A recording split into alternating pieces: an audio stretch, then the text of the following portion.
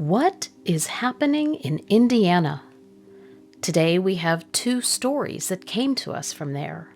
Accounts given by people who met up with beings that they shouldn't have seen. A couple of weeks ago, I saw something. Even now, I don't know how to think or feel about it. I come from a town that's near the mountains, so wildlife is an everyday thing there. Bear, deer, coyote would come down into the neighborhoods to search through trash cans or just roam around the streets. We would even see bobcats, but that was rare. But around winter time, more than any other animal, you would see coyotes. You would never see more than 2 of them at a time, and generally they were no threat. As long as you waved your arms and yelled, it was enough to scare them off. During the winter, I would feed my dogs early so I could walk them sooner before it was too dark, usually around 7 o'clock at night. I not only wanted to keep them safe, but I wanted to avoid other people who might also be walking their pets. My dogs weren't exactly the most well-behaved or well-trained, especially when they are around other dogs. They would almost always make a scene, like barking or trying to lunge at other dogs if they were close. It could be a little embarrassing, so I tried to avoid the hassle, and I tried to avoid people whenever possible. And, as a precaution, I would also carry a stun gun that I had bought. No reason other than to have some protection. I never had to use it, and I hoped that I never would. Anyway, this particular night, I was headed back home with my dogs. Typically, I walk around the block once or twice, but on this night, one of my dogs was constantly turning to look back at something. When I would turn to look back too, I saw nothing. Any noise would usually grab their curiosity, but all I needed to do was call their name and they would continue walking. The street was wide. It was lined with parked cars with a few streetlights, but it can get pretty dark on that street. Visibility sometimes was totally non-existent. So while my dogs were sniffing around a tree, I saw something behind a van parked across the street, peeking its head over the top from the other side. When I noticed it, it retreated back quickly, but then it peeked its head out again. It was another dog checking us out. It looked like a German shepherd, dark hair, long snout. It definitely wasn't a coyote because they were typically light gray and much thinner. Figuring it had run away or gotten lost, I tried calling it over to see if it had a collar. But when I started calling for it, the dog retreated back. I kept calling for it, but it stayed hidden behind the van. I was sure it couldn't be too far from home, so the owners would probably be searching for it. I finally gave up and decided to continue walking home, but one of my dogs continued to glance back to where we had seen the dog.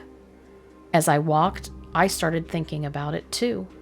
Something was different about it, and the thing that really stuck with me was its eyes. They were bright yellow. I figured that maybe it was a mixed breed or maybe part wolf or something. When my dog stopped again to sniff, I looked up and I saw the dog again, this time hidden behind some closer cars, peering around from the back. I tried to see if I could get it to come to me, but instead it just started growling, exposing its teeth. My dogs noticed it and started to whimper and cry. They were scared of it, which was strange. And then the dog moved slowly behind the van and slunk towards me. It was much bigger than I thought, but it was having a hard time seeing clearly. I think because it was hidden by the shadows. I started getting nervous. The dog was getting hostile. So I took out my taser and I let out a couple of buzzes, which usually works with coyotes. It stopped for a split second, but it wasn't deterred at all. In fact, it continued walking in my direction. I started waving my arms around, screaming, trying to make myself bigger. The dog stopped again, and just then it stood up on its hind legs. It was not a dog at all. It was massive, easily 8 feet tall, and it started walking towards me this way. I couldn't move. Every instinct was telling me to run and to get away, but I was petrified by the huge animal in front of me, coming at me. It wasn't a dog, and it wasn't a human either. It had the body of a man, but the head of a dog with a wolf-like face. The creature stared at me, and it didn't flinch as it moved stealth-like towards me. Its eyes were glowing red, its mouth was open, foam was dripping from its 3-inch fangs. My dogs were now completely going crazy. And just then, headlights started coming down the street towards us. The dog-like creature took one look at the lights and fled on all fours into one of the back alleys. The people in the car obviously didn't see it, because they didn't look upset. But I must have looked really bad because the driver asked if I was okay. But I couldn't really get the words out. I just nodded my head up and down. He then told me not to stay out too late, warning me that there are wild animals that come down from the mountains at night. And then he drove off. It took me a while to regain myself, and I ran back home.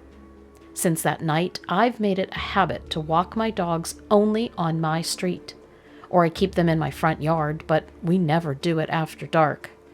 When I think back on meeting up with that thing, the part of me that bothered me the most was its mouth.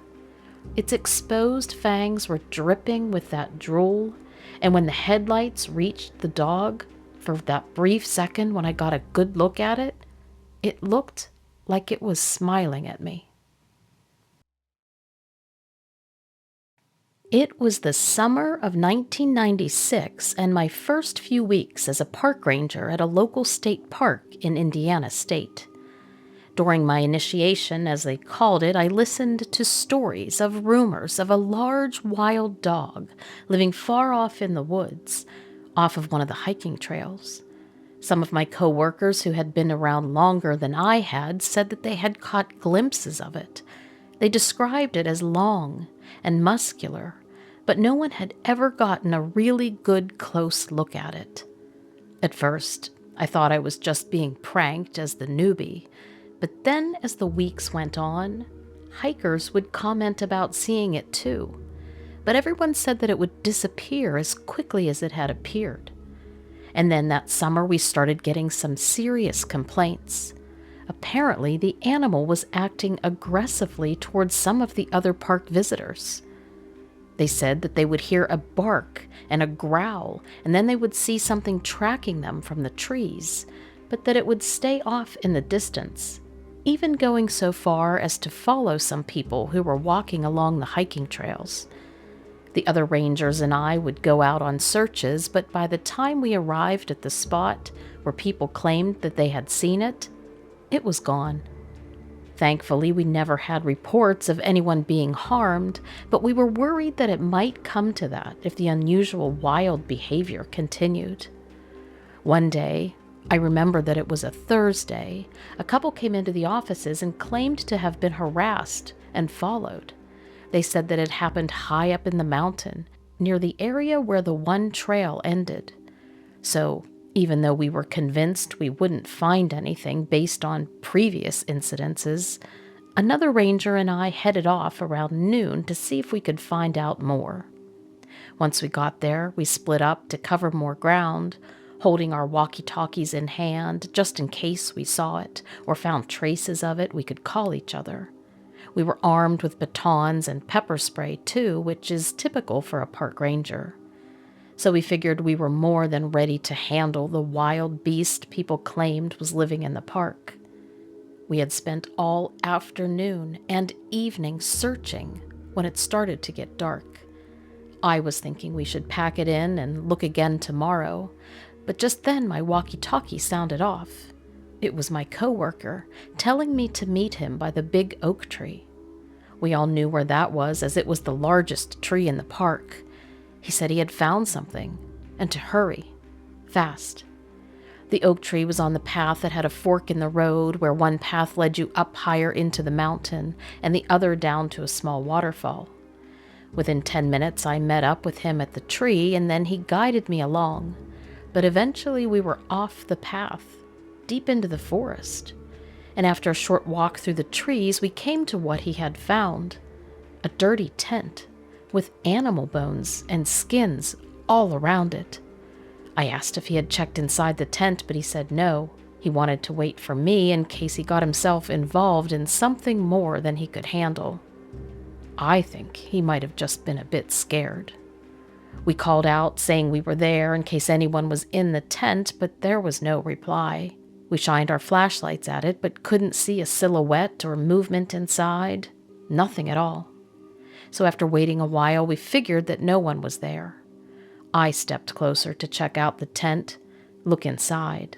The other ranger stood back as a lookout in case the creature came back. I unzipped the front, and a horrible odor came from the tent. I didn't want to look inside at all, but I knew that I had to. It was basically my job as a park ranger to do it. So I gently pulled back the tent flaps and I shone my flashlight inside. Dead animals of all sizes were inside the tent. I yelled out to my coworker, telling him what I had found. And then the next thing I knew, he was calling for me to come back to where he was standing. By this point, it was dark. I wasn't even sure where he was, but to be honest, I followed the sound of his voice.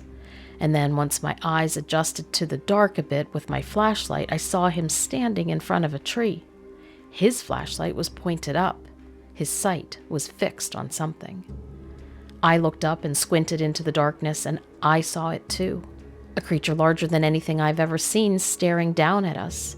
Its eyes reflected the light of our flashlight and glowed brightly. I would later swear they were glowing red. It was hard to tell in the dark, but I could make out a hairy face that looked human, but also dog-like. It had its rear legs on a lower branch and the front legs higher up in the tree. Its fur was dark and matted with dirt and leaves, but you could still tell how strong it was. It had muscles ripping all over its body as it held on to the tree branches.